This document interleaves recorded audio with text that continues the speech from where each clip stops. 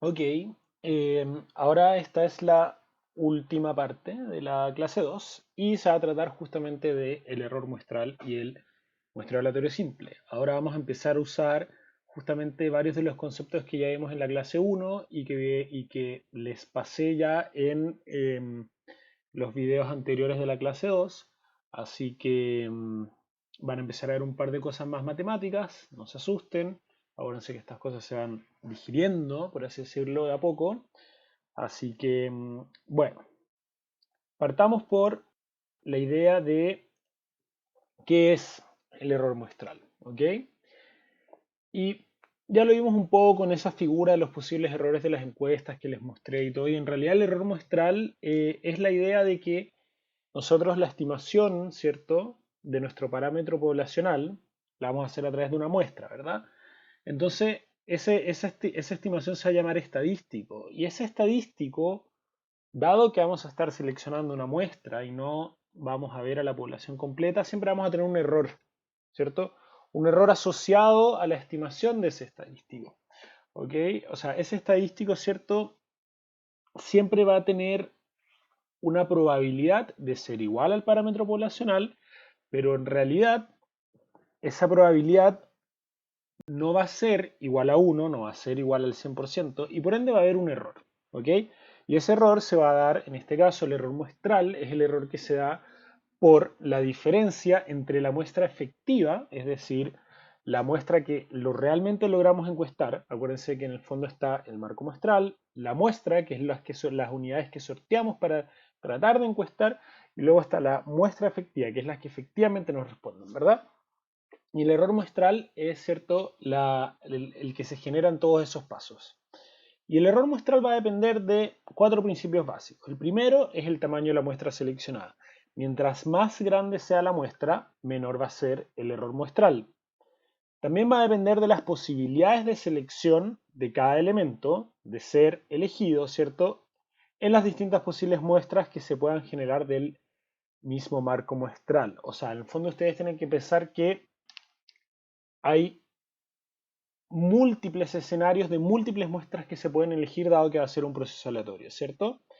Pero sí va a haber una posibilidad de selección. Es decir, si por ejemplo estamos haciendo un muestreo aleatorio simple y nuestra tasa de muestreo es el 30%, entonces cada unidad, ¿cierto?, va a tener una probabilidad del 30% de ser elegida. Esa probabilidad de selección va a afectar el error muestral, porque evidentemente mientras más grande, ¿cierto?, sea mi tasa de muestreo y mientras la proporción del marco muestral que yo sortee sea mayor, el error muestral también va a disminuir, ¿cierto? Otro punto es si es que los elementos individuales, ¿cierto? Las unidades que compongan el marco muestral son seleccionados o seleccionadas de forma directa e independiente o son seleccionados en grupo. Esto tiene un poco que ver con lo que les contaba de si es que, por ejemplo, se hace un muestreo, ¿cierto?, por conglomerados o lo que pasa con la CACEN, por ejemplo, que la CACEN en realidad lo que hace es que sortea el marco muestral de la CACEN, las unidades que componen ese marco muestral, por ejemplo, no son personas, ¿ya? Son viviendas, viviendas que están agrupadas en manzanas. Entonces, la CACEN sortea manzanas y viviendas en su muestra para llegar a, a la unidad de análisis, al, al objetivo, ¿cierto?, del estudio que son las personas, pero esas las accede a ellas a través de elementos como manzanas y viviendas. Entonces eso es distinto y eso le añade, por así decirlo, un ruido al muestreo, a su diseño y por ende va a afectar al error muestral. ¿Ok? Y lo último es justamente si la muestra va a estar diseñada para controlar la representación de algún grupo o subpoblación de la muestra, es decir, si eso no es estratificada. Si tenemos, ¿cierto?, un muestreo estratificado y quizás hay un subgrupo de la población que nos interesa sobre representar porque puede ser más relevante para el objetivo de nuestra medición, Eso evidentemente va a afectar el error muestral porque vamos a tener una mayor tasa de muestreo en un cierto estrato, una menor en otra, y así eso, ¿cierto? Va a ir añadiéndole consideraciones al cálculo del error muestral. Entonces veamos el ejemplo con el muestreo aleatorio simple. Acuérdense que el muestreo aleatorio simple es cuando básicamente la única regla de selección es que tenemos el marco muestral entero, definimos una tasa de muestreo y seleccionamos aleatoriamente. ¿Ok? Existen dos tipos de muestreo aleatorio simple. Uno es con reemplazo y el otro sin reemplazo. El sin reemplazo restringe que la observación pueda ser seleccionada nuevamente y por lo tanto el tamaño de la muestra no puede exceder el tamaño de la población. En realidad el sin reemplazo es el que vamos a ver, ¿cierto? Constantemente y es el que más nos interesa porque es el que realmente más se utiliza en el mundo real. Pero también existe el muestreo con reemplazo, que en el fondo lo que hace es que si tú tienes, por ejemplo, que sortear al 30% de un marco muestral y de repente te sale la unidad que estaba en la posición número 301 y luego llega, sigue sorteando, nos saca de, a medida que va sorteando cada vez más unidades, no elimina la 301 de todas las que se pueden elegir. Entonces, ¿qué es lo que pasa? En este ejemplo específico, la 301 podría ser seleccionada más de una vez. ¿Ya? Entonces, eso se usa para algunos casos que lo vamos a ver más adelante, pero por ahora nos vamos a enfocar en el muestreo aleatorio simple sin reemplazo, ¿cierto? Que es el que, por ejemplo, si estuviésemos haciendo el levantamiento de una encuesta y decidimos hacer un muestreo aleatorio simple, dentro de las dos opciones que existen vamos a elegir, ¿cierto? Para ese ejercicio, el sin reemplazo, que es que si ya se elige a la unidad, ¿cierto? Que está en la posición número 301, no la vamos a volver a seleccionar. Vamos a seleccionar a nuevas unidades siempre del marco muestral. ¿Ok? Entonces, ahora vamos a empezar a ver cuáles son los principales, ¿cierto?, estadísticos que se pueden calcular a partir de un muestreo aleatorio simple y cuáles son las fórmulas de cálculo de ellos, ¿ok? Entonces, lo primero que vemos acá es la media muestra, ¿ok? Entonces, esto acá hay varias notaciones como matemáticas que vamos a ver bastante, que por ejemplo son las mayúsculas o las minúsculas y esas barritas que están ahí encima. Eso típicamente se utiliza para hablar de un promedio o de una media, ¿ok? Aunque ojo que con todas las notaciones, cierto, matemáticas, en realidad pueden ser, o sea, uno lo puede modificar, ¿cierto? De nuevo, es como el lenguaje, acá da lo mismo si ponemos una X o una Z, lo importante es qué significa esa X o qué significa esa Z. En este caso, una X puede ser una variable cualquiera que se haya levantado, ¿cierto? A través de nuestro cuestionario. Entonces, este X con esta línea encima, con esa barra encima, representa un promedio, el promedio de X, ¿ok? Y esto de acá nos dice que la forma de calcular el promedio de X es hacer una sumatoria. Esta letra, ¿cierto? Representa una sumatoria y dice, bueno, si yo tengo una muestra, ¿cierto? De tamaño n, supongamos que n es 300, levantamos información para 300 unidades, ¿cierto? ¿Cómo voy a calcularle el promedio, ¿cierto? De X? Bueno, voy a sumar todos los valores desde i igual a 1 hasta n 300, o sea, para las 300 observaciones que tengo sumo todos sus valores y lo divido por este n mayúscula. Y n mayúscula representa el total de observaciones, que son 300. ¿Ok? Esta es la típica fórmula del promedio. O sea, yo quiero, por ejemplo, esta x puede ser una variable de... Hoy no me he dado cuenta que esto estaba acá, disculpen. Puede ser una variable, ¿cierto?, de salario. O sea, para calcular el salario, ¿cierto?, en su base de datos ustedes tienen 300 observaciones, tienen que sumar todos los salarios de las 300 observaciones, dividirlo por 300, porque son la cantidad de observaciones que tienen, y listo, obtienen el salario promedio. Esto es cierto, ojo, para un muestreo aleatorio simple. La varianza, y esto puede que alguno y alguna de ustedes conozcan este concepto, otros no, y en este concepto vamos a volver mucho, ¿ok?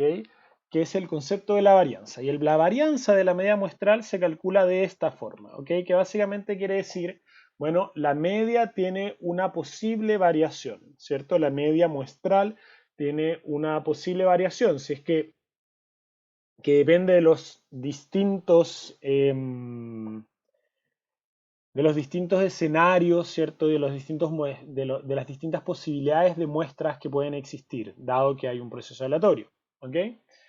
Y esta, ¿cierto? Se calcula de esta manera. En el fondo dice la varianza de la media muestral es igual a la sumatoria de la varianza, ¿cierto? De x sub i, ¿cierto? Al nivel de las observaciones dividido n elevado a 2. Y eso es igual a este símbolo de acá elevado a 2 dividido n. ¿Okay? Esto lo vamos a ir profundizando, no se preocupen, pero lo que ustedes tienen que entender es que la varianza es una medida de dispersión. ¿Ok? Si nosotros tenemos ciertos datos o sea, observaciones que se comportan de forma muy distinta entre ellas, vamos a tener más varianza. Es decir, por ejemplo, si estamos hablando de salarios y estos salarios toman valores muy distintos entre ellos y se separan mucho y unos llegan a valores muy, muy pequeños y otros a valores muy, muy grandes, y esto está muy, muy, muy, muy distribuido en todo el rango de posibles observaciones de posibles valores que tenemos para esos salarios, entonces, ¿qué pasa? Vamos a tener una mayor varianza, ¿ok? Y si es algo que está súper concentrado en torno a un rango más acotado de valores, ¿cierto?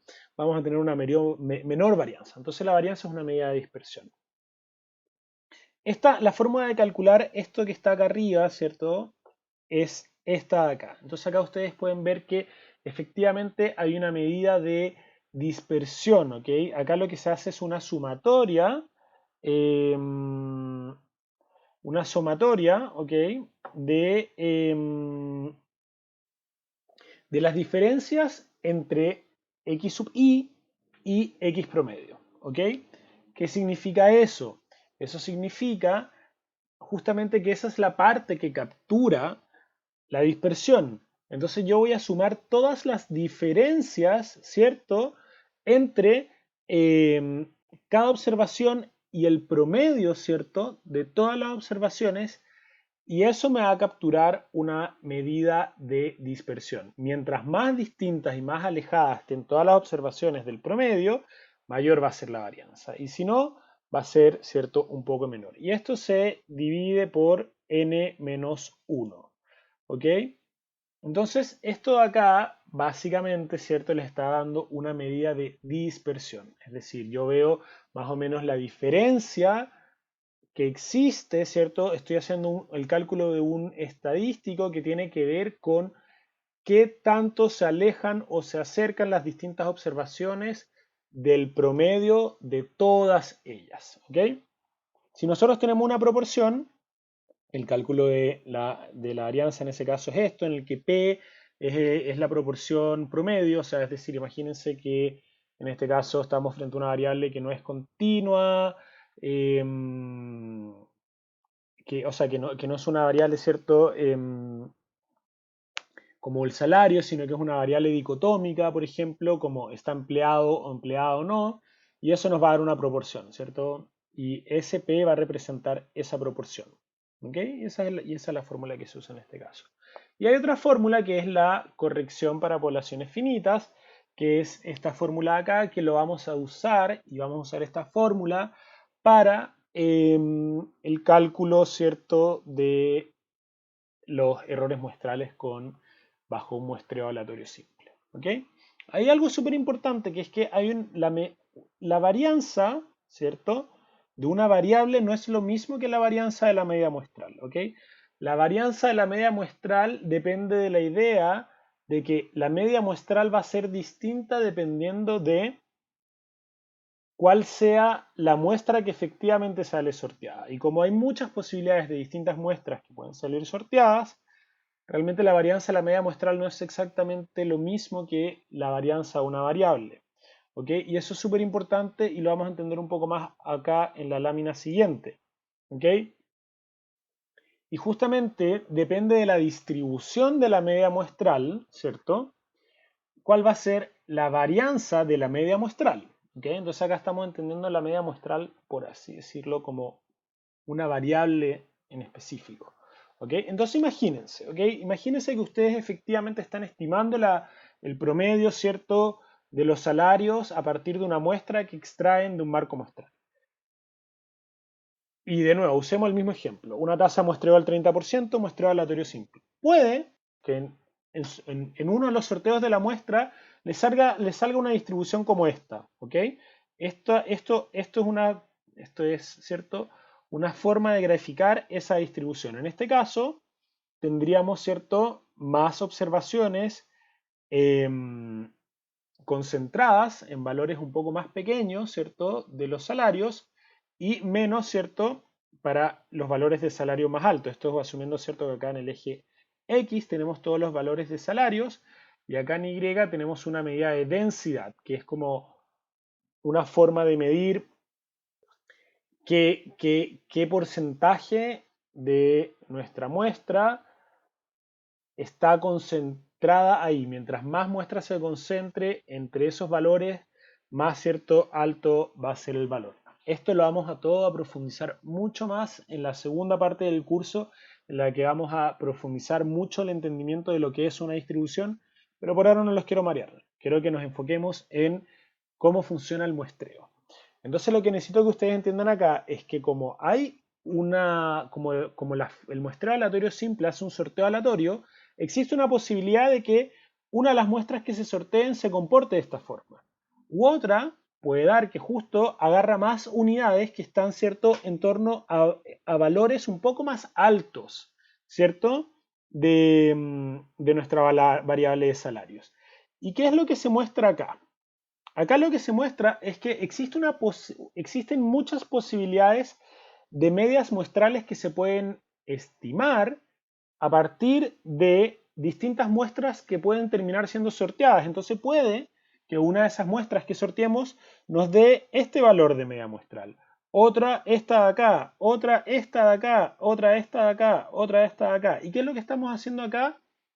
Bueno, más o menos tener la idea de que nuestra mayor probabilidad, ¿cierto?, va a ser que la gran mayoría o la mayor cantidad de muestras que sorteemos nos van a hacer una estimación de la media muestral en torno a estos valores de acá. Pero existe la posibilidad de que estimemos otras medias muestrales, dado que es un proceso aleatorio, y nada nos garantiza, ¿cierto?, que efectivamente la estimación vaya a estar exactamente donde esté.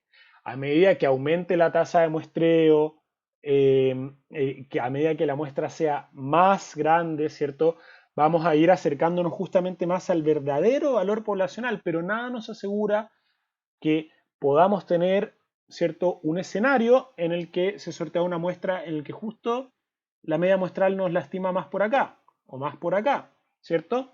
Y ahí está justamente el concepto y la idea del error muestral, de que nosotros podemos tener una media estimada a partir de la muestra, una media muestral que sea distinta al verdadero parámetro poblacional. ¿Por qué? Porque como estamos haciendo un sorteo aleatorio, nada nos garantiza que la media eh, muestral que vamos a estimar sea exactamente igual al parámetro poblacional. Lo que sí sabemos es que esto se va a comportar más o menos de una cierta forma y dependiendo del tamaño de la muestra que vayamos a sortear, vamos a poder calcular una cierta probabilidad en la que nuestra media muestral va a estar dentro de un rango de error aceptable. Y eso es lo que en el fondo nosotros vamos a utilizar esa es como la herramienta que nosotros vamos a utilizar para poder hacer, ¿cierto?, estas estimaciones de los parámetros poblacionales a partir de nuestras muestras. La idea de que va a haber más o menos una distribución como esta, que sabemos cómo se va a comportar y que vamos a definir y vamos a poder calcular cuál es la probabilidad de cometer un error de una cierta magnitud. ¿Ok? Lo que ustedes tienen que entender, ¿ok?, es que, estas tres cosas de acá son súper importantes, que son como propiedades de los estimadores y de los estadísticos que se calculan a partir de muestras probabilísticas y representativas. ¿Qué significa esto? Que nosotros, ¿cierto?, si tenemos un muestreo aleatorio simple o otro de los muestreos que vamos a ver, pero tenemos un muestreo probabilístico y representativo, deberíamos tener un indicador, ¿cierto? Un estadístico, en este caso estamos hablando de la media muestral, nuestra media debería ser insesgada, eso significa que la diferencia entre la esperanza del estimador y el parámetro poblacional debería ser en promedio cero, o sea, en promedio vamos a estar estimando de forma efectiva, ¿cierto? Nuestro parámetro poblacional, que va a ser eficiente, es que a medida, ¿cierto? Que, o sea, que va a tener una menor varianza en comparación a otros indicadores posibles y que va a ser consistente, que es que a medida que aumentamos la muestra, la estimación del parámetro se hace más precisa, es decir, la varianza, ¿cierto?, de esa media muestral se va a ir disminuyendo y vamos a estar cada vez, ¿cierto?, la probabilidad de estimar el verdadero parámetro poblacional va a ser cada vez mayor. ¿Por qué? Porque esa varianza de esa media muestral va a estar cada vez, ¿cierto?, más acotada en un rango de valores más pequeño y que va a estar cada vez más cerca del verdadero parámetro poblacional. ¿Ok? ¿Y eso por qué ocurre? De nuevo, porque todo esto descansa en supuesto de la teoría que hayamos conversado en las clases, las otras partes de esta clase. ¿Ok? Eso es muy importante. ¿Ok? Entonces, simplemente les voy a terminar mostrando cómo se ve esta idea del error muestral en una fórmula matemática. ¿Ok? Entonces tenemos que considerar para tener una fórmula matemática, ¿cierto? Que esto es obviamente en el caso, como ya habíamos dicho antes, del muestreo aleatorio simple. Sabemos, ¿cierto?, que nosotros vamos a obtener una estimación de la media muestral, que en este caso, miren, en este caso en el PPT lo tenía con Y, antes era con X, eso da lo mismo, ¿okay? Es simplemente una letra, que en este caso representa una media muestral para la variable Y. Y lo que nosotros vamos a obtener de nuestra muestra es una media muestral, y no la media poblacional, que en este caso representamos con mu, que es el parámetro poblacional, que es lo que queremos estimar. Eso no lo vamos a ver. Lo único que vamos a ver es una media muestral. Y va a haber un error asociado que va a estar, ¿cierto? Que va a estar dado por la diferencia entre este y barra, esta media muestral, y la media poblacional. Imagínense que definimos este valor epsilon, que de nuevo puede ser cualquier otra letra, decimos que es epsilon nomás, como el error de muestreo o máximo error admisible. Y eso es básicamente el máximo error que estamos dispuestos a aceptar. ¿Ok? Y este se mide en las mismas unidades de la media muestral. O sea, si la media muestral está medida en una proporción, entonces ese error va a estar medido en puntos porcentuales. Si es un salario que está calculado en pesos, entonces van a ser pesos, así, ¿ok? Entonces, básicamente lo que nosotros podemos expresar esto matemáticamente, podemos decir, mira, la diferencia, ¿cierto?, entre nuestra media muestral y nuestro parámetro poblacional tiene que ser menor a un cierto error que yo considero aceptable, ¿ok? Por ejemplo, nosotros podemos considerar aceptable tener un margen de error de 10.000 pesos. Estas barritas de acá, ¿cierto?, verticales significan el valor absoluto. Significa que la diferencia puede ser menos 10.000 o más 10.000. Se va a transformar cualquiera de esos dos en 10.000 para que lo veamos en términos absolutos, para que no nos estemos complicando con si el signo de esa diferencia es más o menos, ¿ok? Y nosotros lo que decimos es, mira, nosotros queremos que la diferencia entre la media, ¿cierto?, muestral y el verdadero parámetro poblacional sea menor a 10.000 pesos. Ok, ese es nuestro deseo, eso es lo que nosotros queremos hacer. Esto lo podemos meter dentro de una función de probabilidad, que es lo que está acá abajo. Entonces, esta P, ¿cierto?, representa la idea de probabilidad y nosotros decimos, bueno, calculemos cuál es la probabilidad de que este deseo que tenemos se cumpla. Y esa probabilidad va a ser igual a 1 menos alfa, ¿ok? 1 menos alfa lo vamos a llamar el nivel de confianza. Entonces imagínense, en este caso, ¿cierto? Estamos diciendo, bueno, queremos estimar, ¿cierto?, la media del salario y queremos que esa media, ¿cierto?, la probabilidad de que esta media, ¿cierto?, sea, lo que queremos es que la diferencia entre nuestra estimación y el verdadero parámetro poblacional sea menor a 10.000 pesos. Y lo que vamos a ver es cómo podemos calcular la probabilidad de que eso sea así, dado el tamaño de nuestra muestra y el tamaño de nuestra población. ¿Ok? Eso es lo que vamos a aprender a hacer, pero por ahora yo solamente les quiero mostrar que existe una idea de que esto se puede calcular como una probabilidad. O sea, nosotros podemos decir, Yo quiero estimar, ¿cierto?, un cierto parámetro poblacional, lo voy a estimar a través de una muestra. Quiero que el error de esa estimación esté en un rango acotado, ¿cierto? Y yo aparte puedo calcular cuál es la probabilidad de que eso sea así. Y esa probabilidad se va a llamar nivel de confianza, ¿ok? Después les voy a explicar qué es el 1 menos alfa. Tiene un sentido definir el nivel de confianza como un 1 menos alfa y no solamente ponerlo acá porque nos guste complicar, ¿cierto? Las fórmulas, ¿no? Tiene un sentido, ya lo van a ir entendiendo. Pero eso es importante, que ustedes sepan que esto se puede calcular. Entonces, solamente para mostrarles la fórmula, cómo se va, ¿cierto?, transformando esta fórmula, y esta es la última lámina de la clase 2, es acá, si se fijan, tenemos la misma fórmula de antes, la misma fórmula que está acá, simplemente dividimos por la varianza de la media muestral en ambos lados. Eso se puede hacer, ¿cierto?, siempre y cuando eso, o sea, por la raíz cuadrada de la varianza de la media muestral. Eso se puede hacer siempre y cuando la raíz cuadrada de la varianza de la media muestral sea mayor a 0. Lo va a hacer porque está definido, ¿cierto?, dentro de, por la fórmula que se utiliza para el cálculo de la varianza, ¿cierto?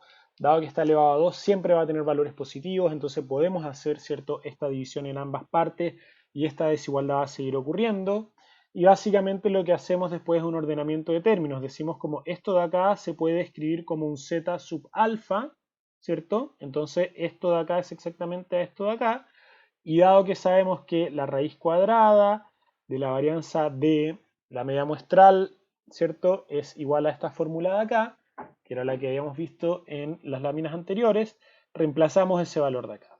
Entonces, ¿qué es lo que nos dice esto? Básicamente, mira, acá empezamos a ver cómo esta probabilidad, ¿cierto?, que estamos calculando de que nuestro error esté dentro de un rango aceptable, ¿cierto?, que nosotros definimos como epsilon, tiene que ver, tiene que ver con la varianza, ¿cierto?, de nuestra variable, tiene que ver con el n chico, que es el tamaño, ¿cierto?, en este caso, de nuestra muestra, y el n grande, que tiene que ver con el tamaño de la población.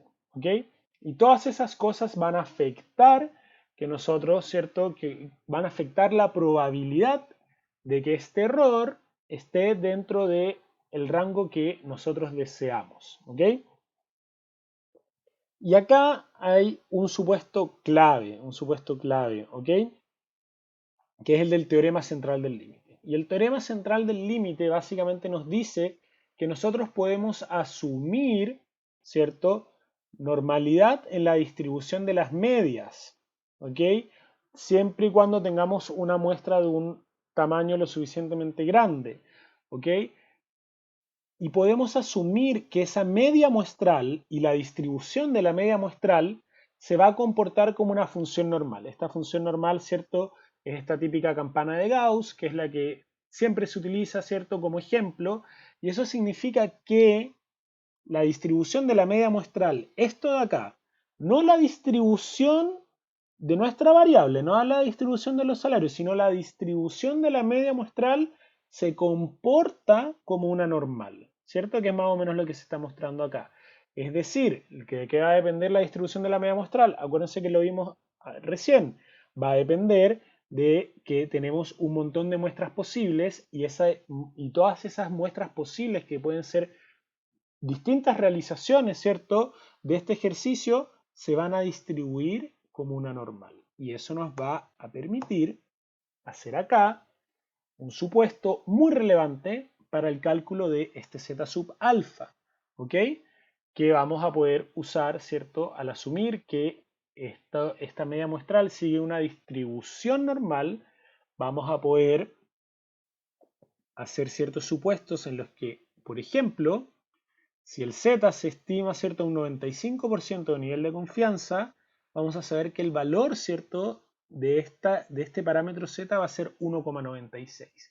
Y eso va a ser muy útil para nosotros poder resolver esta ecuación, que es lo que vamos a ver en la clase siguiente. La clase 3 va a partir con un cálculo, ¿cierto?, y vamos a resolver esta ecuación. ¿Ok? Vamos a calcular efectivamente el error muestral y ustedes van a ver cómo se resuelve esto y cómo se mezclan los conceptos de probabilidad y todo. Entonces, por ahora la idea es que ustedes entiendan de nuevo que esto depende de la distribución de la media muestral, que depende del error que nosotros definamos como aceptable, que va a depender, ¿cierto?, del tamaño de nuestra muestra, del tamaño de nuestra población, y va a depender también de tanto de la varianza de la media muestral como la varianza, ¿cierto?, de